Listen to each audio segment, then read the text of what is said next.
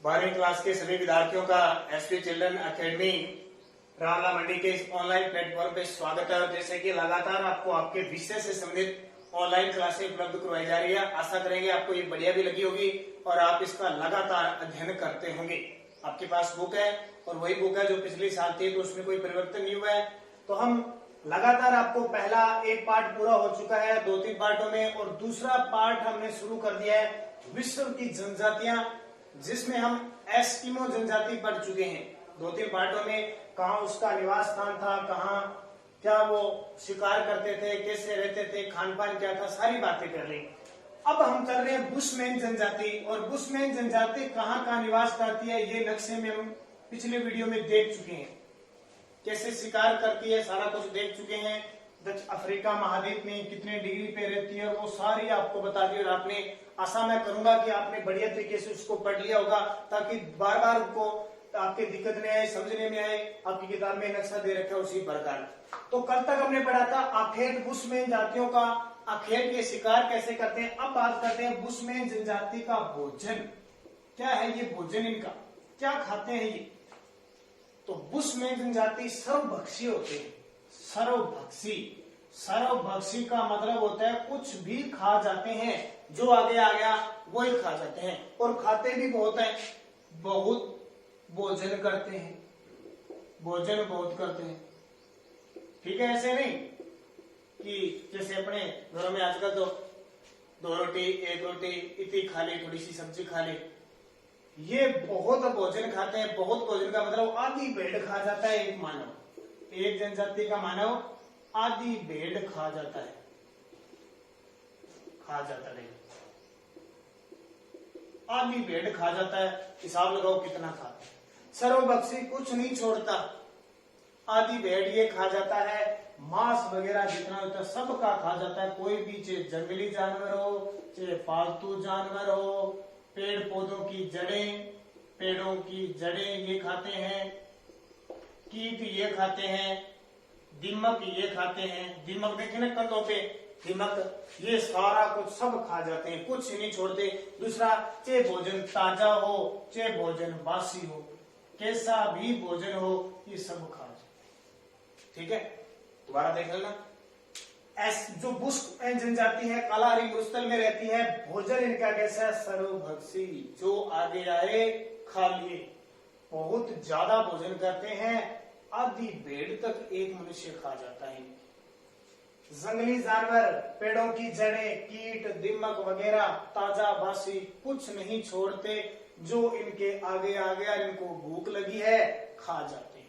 यहाँ तक कि कई बार तो ये मानव को भी खा जाते हैं। दूसरे क्षेत्र के अगर कोई मानव आ जाए, अगर लड़ाई हो जाए, तो ये उस मनुष्य को भी खा जाते हैं। इतने खतरनाक है बुशमैन। ध्यान, तो कहीं बुशमैन जनजाति इस क्षेत्र में चले जाओ तो ध्यान रखना है अपने को, इतने खतरनाक है, ऐसा खाते हैं। अपनी तरह नहीं एक डिब्बा ले लिया और उसमें गुलाब जामुन है 20 से 2 इंच क्या बस इतने खाने, वो ऐसे को तो कुछ समझते नहीं है, जो आधी आधी भेड़ खा जाते हैं। ध्यान का। और इनकी खासियत, ये भोजन का संग्रहण नहीं करते।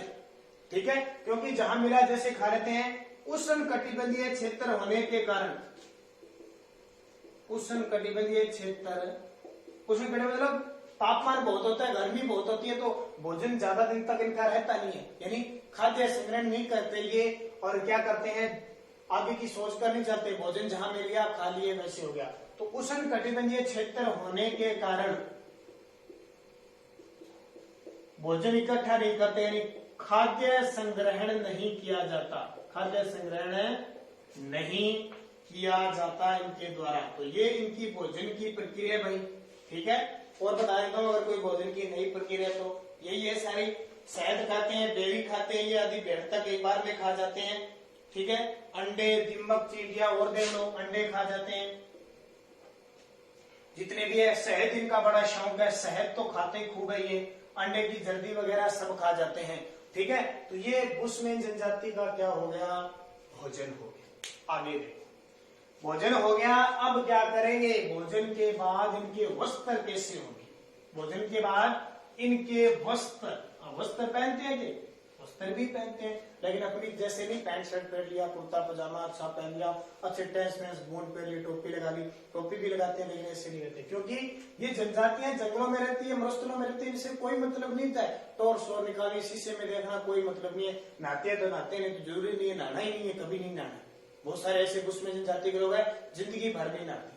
देखो इनके वस्त्र, बुश्मेन जनजाति के वस्त्र कैसे होते हैं, तो पुरुष नय के बराबर वस्त्र पहनते हैं, पुरुष नय के बराबर वस्त्र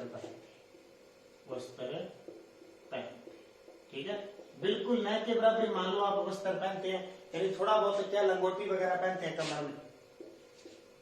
कमर में लंगोटी पहनते हैं, बस थोड़ा सा तक ढकते हैं कमर में, कमर को ढक लेते हैं, बाकी कुछ नहीं करते हैं। जैसे इस प्रकार की कमर है ना, उसमें एक कपड़ा होता है लंगोट बांध के, एक जो पल्ला होता है, इस पल्ले को यहाँ से लेके दोनों पैरों के बीच से ऐसे बांध देते हैं, ध्यान रखना, वो लंगोट होता है।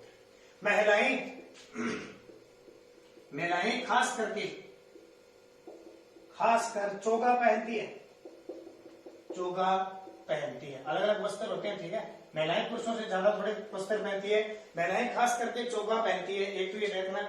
और महिलाएं देखो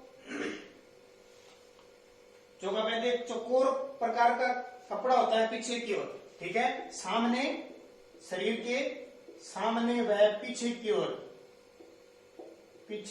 ओर चौकोर लपरून लटका रहता है, ठीक है।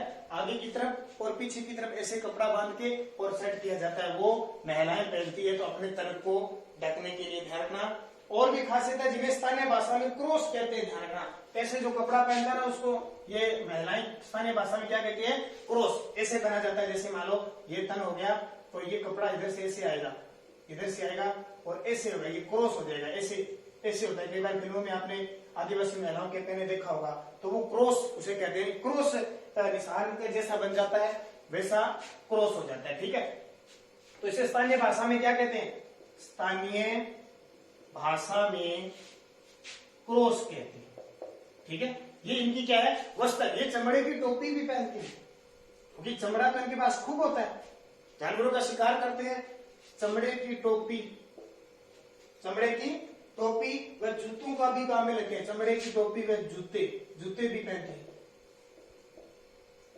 चमड़े की टोपी व जूते भी पहनते हैं। इसके अलावा और भी देखो, शिशु व संग्रहित वजन को लपेट लेते हैं, जो इनका ये क्रॉस होता है, इससे क्या है, इस तरह का कपड़ा रखते हैं कि छोटा बच्चा होता है ना, उसको भी आगे या पीछे की तरफ लपेट के करके ये काम करने लग जाती है सारा। तो ध्यान रखना, वस्त्र पुरुष नय के बराबर वस्त्र पहनते हैं, कमर में खास करके लंगोटी पहनते हैं। और चित्र देखना आपकी किताब में दे रखा है, महिलाएं खास करके चोगा पहनती है, सामने और पीछे की ओर चौकोर लपरून एक लटका रहता है, कपड़ा होता है, जिसे स्थानीय भाषा में क्रॉस कहते हैं। ये क्रॉस उनका जो शिशु छोटा बच्चा होता है, उसी को बांधने में, साथ में रखने के भी काम है आता है। चमड़े की टोपी और जूते का भी इस्तेमाल करते हैं, पहनते हैं। ये आगे आपका हो गया वस्त्र। अब उसके बाद में देखिए, वस्त्र के बाद में इनकी निवास गृह, घर कैसे बने होते हैं, बुश्मेन जनजाति के निवास गृह। तो बुश्मेन जनजाति के निवास गृह देखिए, क्वेश्चन पेपर में आएगा, निवास गृह के बारे में बताइए। क्वेश्चन आ जाए, एस्किमो व बुश्मेन जनजाति का निवास गृह बताइए, क्या क्या भोजन करते हैं, क्या आखेट में प्रयोग करते हैं, सारा कुछ। निवास गृह ये चट्टानी गुफाओं में रहते हैं, चट्टानी गुफाओं में रहते हैं, लेकिन शिकार के समय खुले क्षेत्रों में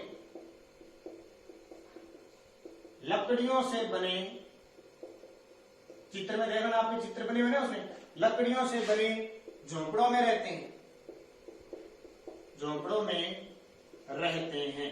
निवास गृह चट्टानी गुफाओं में रहते हैं, लेकिन शिकार के समय खुले क्षेत्र में तो जाते हैं। अब खुले क्षेत्र में जाएंगे तो वहां आपको क्या है, वहां क्या करेंगे, खुले क्षेत्र में जाएंगे तो लकड़ियों से बने झोंपड़े अस्थायी रूप से भी वो क्या कर लेंगे, बना लेंगे। और इसके अलावा ये इसका प्रयोग करते हैं, अल्पकालीन जो घर बनाते हैं ना गांव, इनके होते हैं 8 से 10 झोंपड़ियां, और इनमें क्या होती है, दूर दूर क्षेत्र में 8 या 10 झोंपड़ियां होती है, जिन्हें वफर कहा जाता है, जिन्हें वेरपथर कहा जाता है, वेरपथर कहा जाता है। यानी एक समूह बन जाता है, झोपड़ी ऐसे। तो अपने जैसे अपना एक गांव से 2 गांव 3 गांव मिल जाते हैं तो अपनी ग्राम पंचायत कहते हैं ना, तो इनके ऐसे गांव घर मिल जाए 5-10 झोपड़ियां तो उनको वेरपीय कहा जाता है। ठीक है, ये इनका क्या हो गया, निवास। टहनियों से, घास, जानवरों की खालों से घुमदाकार बनाते हैं, ऐसे बनाते हैं घर। ठीक है, इस तरह का देखो, इस तरह का ये घर बना लेते हैं ऐसे रहने के लिए, घुमदाकार हो गया। तो ये इनका क्या हो गया, निवास स्थल हो गया। फिर देखो ये हथियार का प्रयोग करते हैं, औजार और बर्तन किस किस का प्रयोग करते हैं, औजार व बर्तन। औजार व बर्तन कौन कौन से प्रयोग करते हैं, जैसे तीर कमान। औजार में क्या करते हैं, तीर कमान की जरूरत होती है। लकड़ी का डंडा प्रयोग करते हैं, डंडा होता है ना, डंडा, डंडे, बाला, बर्छा। ठीक है, अलग अलग होते हैं, बाला, बर्छा।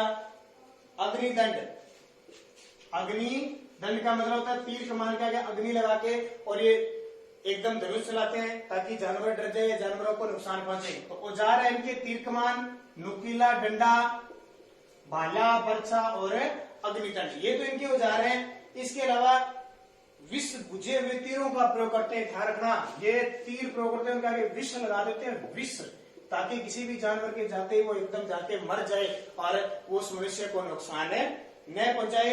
शुतुरमुर्ग और जिराफ के अंडों के, शुतुरमुर्ग होता है ना, शुतुरमुर्ग क्योंकि इस क्षेत्र में बहुत है, शुतुरमुर्ग के अंडे व जिराफ की खाल का प्रयोग भी तीर कमानों में करते हैं। अलग अलग तरीके होते थे इनके पास, इनका प्रयोग करते थे। और पेड़ों के छालों से रस्से बनाते थे, पेड़ों के जो छाल होते थे उनसे रस्से बनाते थे, पेड़ों की छालों से रस्से बनाते थे। आजकल अपने घरों में रस्सी है ना, वही टूट जाते थे, कोई इतनी मजबूत बना लेते थे, जानवर को खींचने के काम आती थी पेड़ों की। और इनका भोजन, इनके जो बर्तन हुआ करते थे, शुतुरमुर्ग का अंडा, शुतुरमुर्ग का अंडे के अंदर ये खाना खाते थे, बहुत बड़ा अंडा होता है, उसके अंडे से बने खाने खाते थे। और आभूषण भी बनाते थे उनके अंडों से।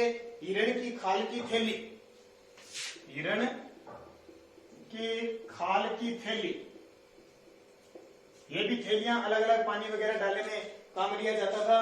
और लकड़ी के प्याले बर्तन थे, लकड़ी के प्याले, ये सारे इनके क्या थे, औजार। तो बर्तन कौन कौन से हो गए, शुतुरमुर्ग के अंडा होता था और जिराफ की खाल होती थी, उसमें भी उसका बर्तन के रूप में प्रयोग करते थे। और पेड़ों की छालों से रस्सी बनाते थे, शुतुरमुर्ग का अंडा बता दिया, और हिरण की खाल की थैली बनाते थे, और लकड़ी के प्याले बने होते थे पीने के लिए। ठीक है, तो इनका औजार और बर्तन हो गया। अब अगले वीडियो में बात करेंगे उनकी समाज संस्कृति कैसी है, वातावरण समायोजन उनका कैसा है, और आधुनिक संस्कृति से उनमें परिवर्तन हुआ है या नहीं हुआ, उनके बारे में पढ़ेंगे। तब तक आप इस पार्ट 5 को बढ़िया तरीके से बुशमैन जनजाति पढ़ोगे। कल के वीडियो में फिर हम बुशमैन जनजाति की बात करेंगे और उसके बाद में हम नया टॉपिक स्टार्ट करेंगे।